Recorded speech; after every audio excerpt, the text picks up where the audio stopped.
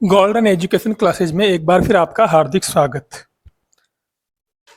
देखिए, इससे पहले वाले वीडियो में हमने 1.1 प्रश्नावली के कुछ सवाल लिए थे, लेकिन वो सवाल क्या थे, प्रश्नावली वो हट चुकी है।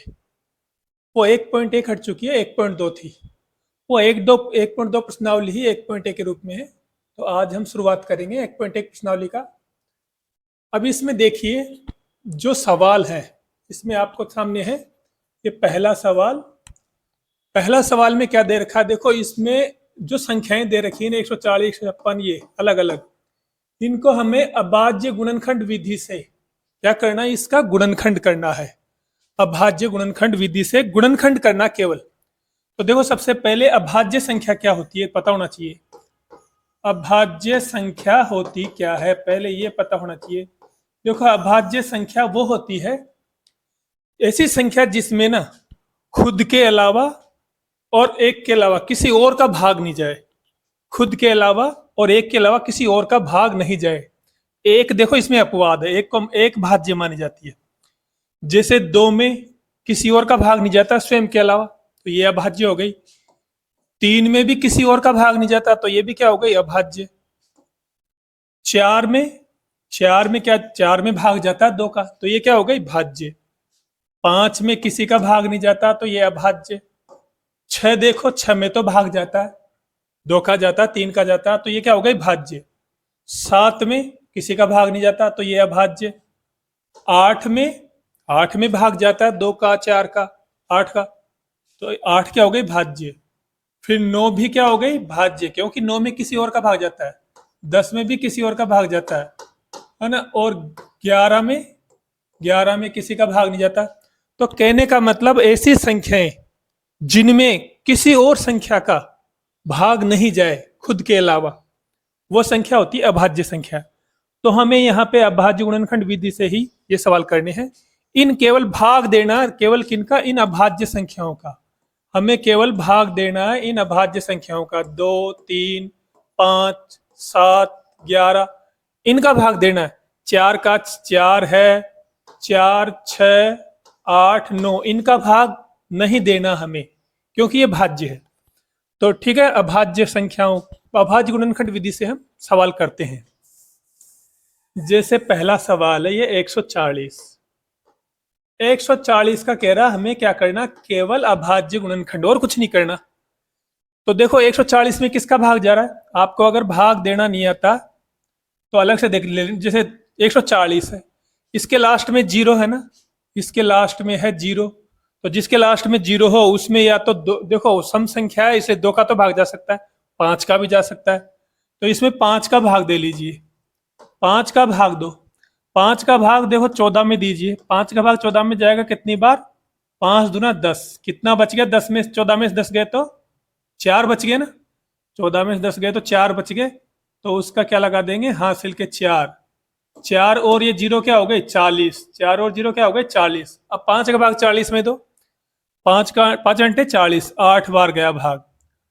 अब देखो 28 में किसका भाग जा सकता है, 28 में 2 का भाग जा सकता है, 2 एकम 2, 2 चौकू 8। इस 14 में किसका भाग जा सकता है, 14 में भी 2 का भाग जा सकता है, 2 संते 14। 7 में 7 का ही भाग जाएगा।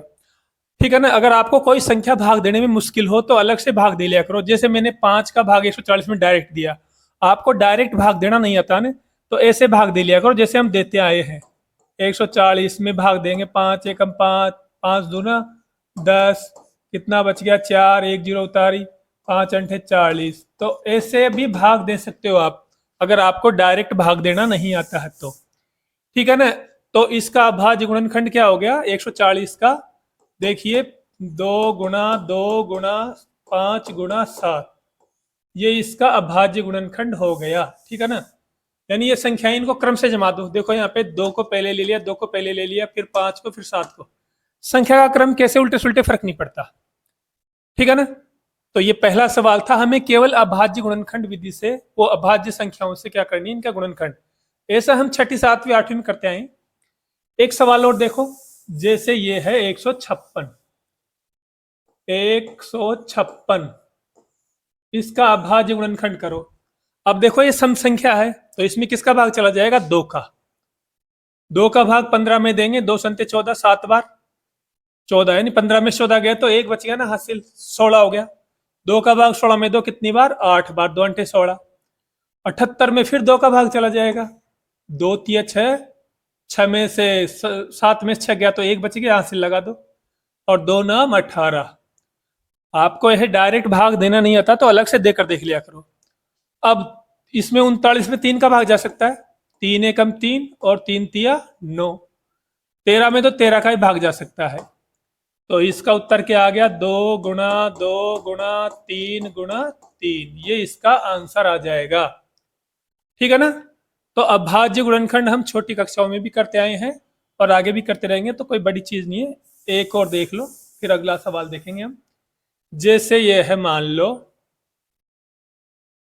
3825, देखो इसके लास्ट में 5 आ रहा है, तो जिसके लास्ट में 5 आएगा ना, निश्चित है उसमें 5 का भाग तो चला ही जाएगा। 5 का भाग दे लो, 5 का भाग देखो किस में जाएगा, 38 में जाएगा। 5 का पहाड़ा बोलो कितनी बार 38 में चला जाए, 5 7 35, 7 बार गया। 38 में से 35 गए तो कितने बच गए, 3। 3 क्या लगा दिए, हासिल। 3 और 2 कितने हो गए, ये 32 हो गए ना। 5 का पहाड़ा बोलो 32 में, 5 6 का 30, 6 बार गया ना, तो 5 6 का 30, 32 में से 30 गए तो कितने बच गए, 2। 2 का हासिल लगा देंगे 5 के आगे, तो कितने हो गए, ये 25। 5 का बाड़ा बोलो 25 में कितनी बार, 5वां 25। अगर आपको ऐसे डायरेक्ट भाग देना नहीं आ रहा तो आप इस प्रकार से भाग दे लिया करो। मैं फिर बोल रहा हूं आपसे, 38 25 में ऐसे सादा भाग देते आए हो ना, वैसे दे लो। 5 5 7 35, कितना बच गया, 3, 2 उतार लिए। 5 6 का 30, कितना बच गया, 2, 5 उतार लिए, 5वां 25, है ना। ये हम सादा विधि से, यहां मैंने डायरेक्ट भाग दिया, इधर यहां हमने डायरेक्ट भाग दिया है। अगर आपको डायरेक्ट नहीं आता तो ऐसे भाग दे लिया करो इस तरीके से, और इसका उत्तर 765 यहाँ पे हमने रख दिया। ठीक है। अब 765 में 5 का भाग दे लो, क्योंकि लास्ट में 5 है तो 5 का भाग चल जाएगा। 5 का भाग 7 में देंगे तो 5 एकम 5, 7 में से 5 गए तो 2 बच गए ना, तो 2 हाथ से लग जाएंगे। कितने हो गए, 2 और 6 कितने हो गए, 26। 26 में 5 का भाग दो, 5वां 25। 26 में से 25 गए तो क्या कितना बच गया, 1 1। तो 1 और 5 कितने हो गए, 15। 15 में पहाड़ा बोलो, 5 3 15। तो इस प्रकार से 153 बार चला गया। अब इसमें देखो 5 का तो जाएगा नहीं, विषम संख्या तो 2 का भी नहीं जाएगा, 3 का चला जाएगा। देख लो, 3 पंजे 15 और 3 एकम 3। अब 51 में देखो 3 का चला जाएगा इसमें, ये 17 का पहाड़ा भी चल जाता है। 17 51 होता है ना, 17 का दे लेते हैं। 17 51, 3 बार चला गया, फिर 3 का भाग दे लो, 3 एकम 3। अब इसको तुमने लिखा कैसे भी, लेकिन क्रम से जमा दो। सबसे पहले छोटी संख्या क्या, 3, उससे बड़ी फिर 3 3 ये, फिर उससे बड़ी 5 गुणा 5 गुणा 17। इन संख्याओं को यहां लिख दिया हमने। ठीक है ना। तो ये अभाज्य गुणनखंड विधि है जो कि हम देखते आए हैं शुरू से, छोटी कक्षाओं से, कोई बड़ी बात नहीं है। अब मैं दूसरा सवाल लेता हूं। ठीक है ना। दूसरा सवाल, दूसरा सवाल देखिए, ये है आपके दूसरा सवाल। इसमें कह रहा HCF और LCM निकालना। HCF को हम मैसप कहते हैं, मैसप, और LCM को हम कहते हैं लसप। मैसप यानी महत्तम समापवर्तक, लसप यानी लघुत्तम समापवर्तक। तुमसे HCF कहे चाहे मैसप कहे, बात एक ही है। तुमसे LCM कहे चाहे लसप कहे, बात एक ही है। अब निकालेंगे कैसे, देखो। अब पहला सवाल देखो, 26 और 91 का क्या कह रहा है तुमसे, मैसप निकालिए। तो हमें वो कौन सी विधि से, अभाज्य गुणनखंड विधि से। तो पहले वो क्या करेंगे, 26 का क्या करो, अभाज्य गुणनखंड करो। 26 में 2 का भाग चल जाएगा, कितनी बार, 2 एकम 2, 2 तिया 6। 13 में किसका भाग जाएगा, 13 एकम 13। तो ऐसे अभाज्य गुणनखंड कर लिया हमने। फिर दूसरा कौन सी, 91 का कर लो। 91 का भी अभाज्य गुणनखंड करो। 91 में किसका भाग जाएगा, देखो 13 के पहाड़े में भी 91 आती है, 13 का भाग दे लो। 13 का भाग देंगे, 13 7 91, और 7 में किसका भाग जाएगा, 7 का, 7 एकम 7। तो 91 जो है, इस ये जो 26 है, 26 के क्या क्या टुकड़े हुए? एक तो 2 गुना 3 हो गया ना, 2 गुना 13। 26 के टुकड़े एक तो 2 हुए थे और एक 13। ऐसे ही क्या नाम से 91 के टुकड़े क्या क्या हुए थे? 91 का एक टुकड़ा 13 और एक टुकड़ा 7, है ना। एक तो 7 और एक 13, ठीक है ना। अब इसका HCF कैसे निकालेंगे और LCM कैसे निकालेंगे? देखो देखो HCF तो कैसे निकालते हैं। अब देखो 26 के टुकड़े दे रखे हैं आपके 2 और 13, 91 के टुकड़े दे रखे हैं आपके 7 और 13। अब इसमें से देखो ऐसी कौन सी संख्या है जो दोनों में है? ऐसी कौन सी संख्या है इन दोनों टुकड़ों में जो दोनों में है? तो हम देखते हैं 13 इसमें भी है, 13 इसमें भी है। तो हमें यह देखना कि ऐसी संख्या कौन सी है जो दोनों टुकड़ों में है। वो 13 दोनों टुकड़ों में है। फिर इसके बाद ये देखनी है इनमें से कम किस में आ रही है। इसमें 13 एक बार आ रही है, इसमें भी 13 एक बार आ रही है।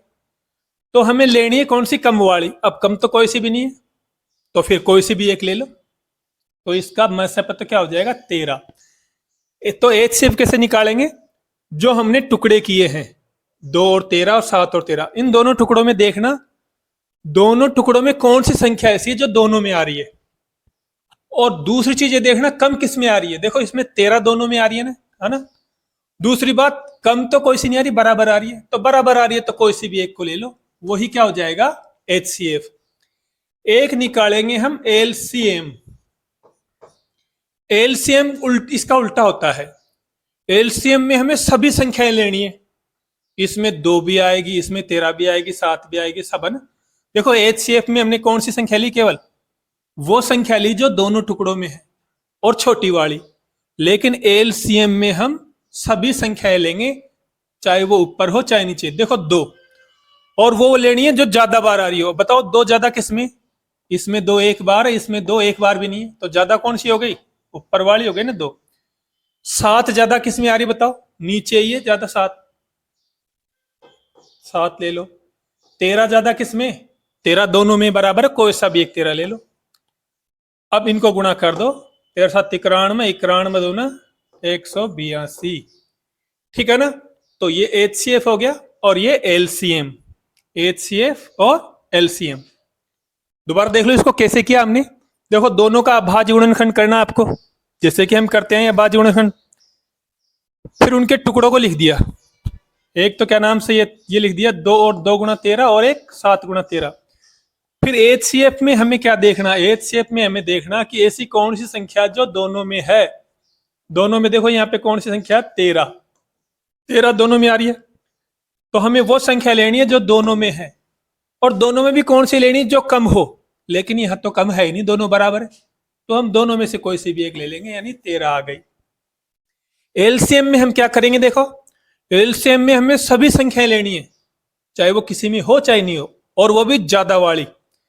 हमें इसमें 2 भी लेनी है। 2 ज्यादा किसमें बताओ? ऊपर है नीचे? ऊपर ही है। 7 भी लेनी है। 7 ज्यादा किसमें? ऊपर है नीचे? नीचे ही है। 13 भी लेनी है। 13 ज्यादा किसमें? अरे दोनों में बराबर है, तो किसी में से भी ले लो। इनको गुणा कर देना। अब तुमसे एक चीज और पूछ रहा है, जांच करके बताओ कि इन संख्याओं का गुणनफल और HCF LCM का गुणनफल बराबर है क्या। एक चीज और पूछ रहा है, दोनों संख्याओं का गुणनफल और HCF और LCM का गुणनफल बराबर है क्या। तो तुम्हें इसमें करना क्या है? तो जो दोनों सवाल थे ना, जो दोनों सवाल क्या था? 26, उन दोनों को गुणा कर देना। सवाल 26 और 91 था ना। सवाल तुम्हारे पास में देखो 26 और 91 था, तो एक तो इन दोनों गुणा कर देना और एक गुणा करना उत्तर उत्तर को। उत्तर हमारे क्या है? एक तो 13 आया ना, और एक 182। दोनों उत्तरों को भी गुणा कर दो। 13 गुणा 182, ठीक है ना। तुम 26 गुणा 91 करना और 13 गुणा 182 करना। ये काम आप खुद कर लेना, मैं गुणा नहीं करूंगा। दोनों का उत्तर निश्चित बराबर आएगा। ये जांच करने के लिए कह रहा है। सवाल को गुणा करना, 26 को सवाल ने 26 और 91 को, और दोनों उत्तर थे, एक 13 था और एक 182 था। इन दोनों को अलग से गुणा कर देना। ध्यान रखो दोनों का उत्तर क्या आना चाहिए? बराबर। तो ये हो गया LCM और HCF, ठीक है। पहला सवाल था, आपके समझ में नहीं आया होगा, अगले सवाल में समझ में आ जाएगा। अगला सवाल देखिए। देखो हमने पहला सवाल देखा 13, 26 और 91 का। अब लेते हैं, देखो इसमें दूसरा सवाल शायद,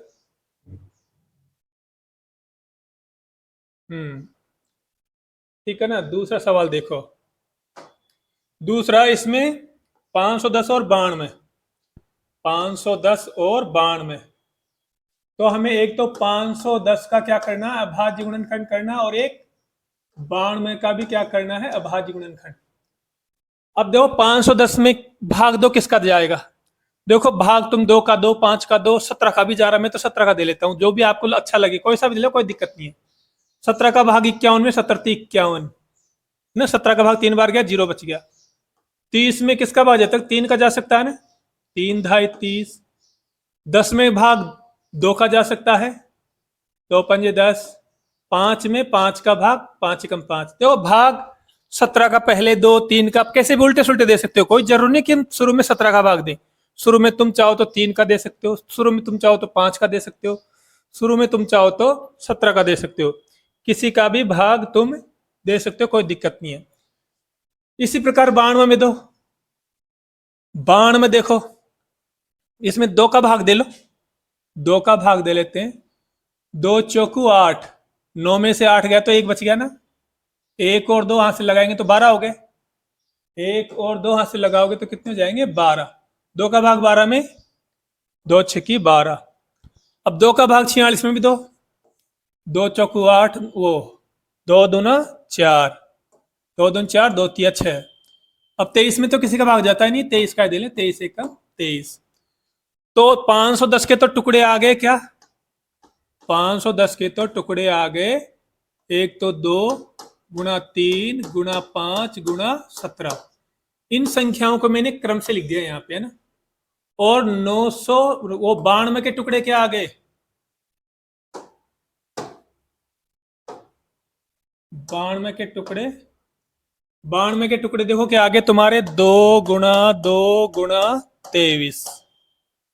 अब मैंने बताया तुम्हें ऐसे टुकड़े कर ही लोगे आप, कोई दिक्कत नहीं है। अब निकालो HCF। HCF देखो मैंने क्या बताया, HCF कैसे निकालते हैं, ऐसी संख्या ढूंढो जो दोनों में हो। देखो इसमें 2 है ना, इसमें भी है, और 2 इसमें भी है। 3 देखो इसमें भी है, नहीं है, 3 नहीं है। 2 इसमें भी है और इसमें भी है। और कोई संख्या ऐसी है कि जो ऊपर भी हो नीचे भी हो। देखो 3 ऊपर तो है लेकिन नीचे नहीं है, 5 ऊपर है लेकिन नीचे नहीं है, 17 ऊपर है लेकिन नीचे नहीं है, 23 नीचे है लेकिन ऊपर नहीं है। तो HCF कैसे निकालते हैं, वो संख्या जो दोनों में हो। तो 2 ऐसी संख्या जो दोनों में है। फिर मैंने आपको ये बताया था, ठीक है आपने देख लिया, वे वो संख्या लेनी है जो दोनों में हो। लेकिन कम किस में है बताओ, नीचे है कि ऊपर है। अरे नीचे तो 2 बार आ रही है 2, ऊपर 1 बार आ रही है। तो मैंने बताया जिसमें कम हो वो लेनी है, तो छोटी वाली ले लेंगे 2, 1 बार, बड़ी वाले को छोड़ देंगे। तो ये तो क्या हो गया HCF। फिर LCM में बताओ क्या देखते हैं, LCM में हम वो संख्याएं लेते हैं, सब पूरी संख्या लेते हैं। इसमें हमको 2 भी लेना पड़ेगा, इसमें हमको 3 भी लेना पड़ेगा, 2 भी लेना पड़ेगा, इसमें 3 भी लेना पड़ेगा, इसमें 5 भी लेना पड़ेगा, इसमें 17 भी लेना पड़ेगा, इसमें 23 भी लेना पड़ेगा। इसमें हमें सभी संख्याएं लेनी पड़ेगी। तो देखो देखो HCF में तो हम केवल वो संख्या लेंगे जो दोनों में हो, और वो भी छोटी वाली। LCM में हम सभी संख्याएं लेंगे, और वो भी कौन सी, बड़ी वाली। देखो 2 ऊपर 1 बार नीचे 2 बार है, तो ज्यादा किस में आ रही है, नीचे वाली में। ज्यादा वाली लेनी है, ठीक है ना, 2 गुणा 2। 3 ज्यादा किस में बताओ, ऊपर ये 1 बार। 5 ज्यादा किस में, ऊपर ही है। और 17 ज्यादा किस में है, ऊपर ही है। और 23 ज्यादा किस में है, नीचे है। अब इनको गुणा कर लेते हैं। देखो इनको गुणा कैसे करते हैं, थोड़ा गुणा बड़ा है इसलिए आप गुणा इसका अलग से करके बता दूंगा मैं, तो इसका गुणा बाद में देखेंगे, आप कर लेना। अब समझिए, दोबारा समझ लो इस सवाल को। तो देखो तुम्हारा सवाल था 510 और 92, इसका वो लेना था क्या, LCM और HCF। तो हमने 510 का क्या किया, अभाज्य गुणनखंड किया, और 92 का भी क्या किया, अभाज्य गुणनखंड। वो अभाज्य गुणनखंड करना हमको आता है। ये टुकड़े कर लिए, टुकड़े कर लिए, ये टुकड़े यहाँ जमा दिए, कुछ टुकड़े यहाँ जमा दिए। इसके बाद में HCF में क्या करते हैं बताओ। HCF में वो संख्या लेते हैं जो दोनों में हो, दोनों ऊपर के टुकड़े में भी हो और नीचे के टुकड़े में भी हो। दूसरी बात, कम किस में है वो लेनी है। देखो, दो ऊपर भी है, दो नीचे भी है, दो नीचे भी है, दो ऊपर भी है, तो कम किस में है, कम देखो ऊपर वाले में है, तो हमने एक कम वाली ले ली। एलसीएम में हमें क्या करना होता है, एलसीएम में हमको सभी संख्याएं लेनी है, चाहे वो नीचे हो चाहे मत हो। दूसरी बात, वो संख्या लेनी है जो ज्यादा बार आ रही हो। देखो, दो ऊपर भी नीचे भी है, तो ज्यादा किस में आ रही है, नीचे, तो ये ले ली। 3 ज्यादा किस में आ रही है, ऊपर ही आ रही है, ले ली। 5 ज्यादा किस में आ रही है, ऊपर ही आ रही है। 17 ज्यादा किस में आ रही है, ऊपर ही आ रही है। 23 ज्यादा किस में आ रही है, नीचे आ रही है। तो हम नीचे की संख्या ले लेंगे और इसको गुणा कर देंगे, तो इसका आंसर गुणा कर लेना। थोड़ी संख्या बड़ी है इसलिए में टाइम लगे गुणा करने में। अब लेते हैं इसका अगला सवाल। एक सवाल और देख लो, एक है इसमें, देखो 336।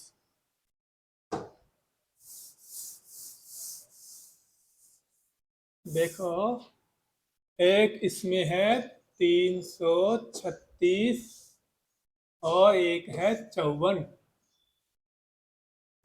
336 का करो वो या अभाज्य गुणनखंड, 54 का करो वो या अभाज्य गुणनखंड। 336 में 3 का भाग चल जाएगा, 3 एकम 3, 3 एकम 3, 3 दूना 6। इसमें 2 का भाग चला जाएगा, तो 11 में 2 का भाग देंगे तो 2 पंजे 10, एक बच गया, हाथ से लगा 1, 12, 2 छक्की 12। 2 का भाग फिर चल जाएगा, 2 दूने 4, एक हाथ से लगा देंगे 16, 2 अंटे 16। फिर 2 का भाग 28 में, 14 दूने 28। फिर 2 का भाग 14 में कितने बार, 7 बार। फिर 7 का भाग 7 में 1 बार। तो इस प्रकार से हमने क्या कर लिया, इसका अभाज्य गुणनखंड कर लिया। ऐसे ही 54 का कर लो। 2 का भाग चला जाएगा, 2 दूने 4, हाथ से 1 लगेगा ना, 2 संते 14। 3 का भाग चल जाएगा, 3 नाम 27। 3 का भाग 3 तिया 9, 3 का भाग 3 एकम 3। तो ये टुकड़े हमने कर लिए। 336 के टुकड़े क्या हो गए बताओ, 2 गुणा 2 गुणा 2 गुणा 2। कितनी बार आ रहे हैं, 2 देखो, 1 2 3 4 बार। 3 आ रहा है 1 बार, और 3 एक बार आ रहा है, और 7 एक बार। ये हो गया 336 के। 54 के टुकड़े भी लिख दो। 54 के टुकड़े देखो, 2 गुणा 3 गुणा 3 गुणा 3। ठीक है, टुकड़े कर लिए। अब HCF हमको पता है कैसे निकालते हैं। HCF कैसे निकालते हैं, देखो HCF ऐसी संख्या बताओ जो दोनों में हो। देखो, 2 इसमें भी है, 2 इसमें भी है, तो बताओ कम किस में है, नीचे वाले में। तो HCF में हमें वो संख्या लेनी है जो दोनों में हो, ऊपर वाले टुकड़ों में, नीचे वाले में, और वो लेनी है जो कम हो, यानी कि 2। 3 देखो, ऊपर वाले में भी है और नीचे वाले में भी है, तो बताओ कम किस में है, ऊपर वाले में। तो हमको तो कम वाली संख्या लेनी है ना, गुणा कर दो, 3 दूना 6 आ जाएगा इसका उत्तर। एलसीएम, एलसीएम में हमें वो सभी संख्याएं लेनी है ना, और वो भी ज्यादा वाली। देखो, 2 ज्यादा किसमें आ रही है, नीचे के ऊपर, ऊपर ज्यादा आ रही है। कितनी बार, 2 गुणा 2 गुणा 2 गुणा 2। ठीक है ना। फिर 3 ज्यादा किसमें, ऊपर है नीचे, नीचे। फिर 3 गुणा 3 गुणा 3। फिर 7 ज्यादा किसमें, एक ही 7, तो जो भी है, और कोई संख्या तो नहीं बच रही, देख लो।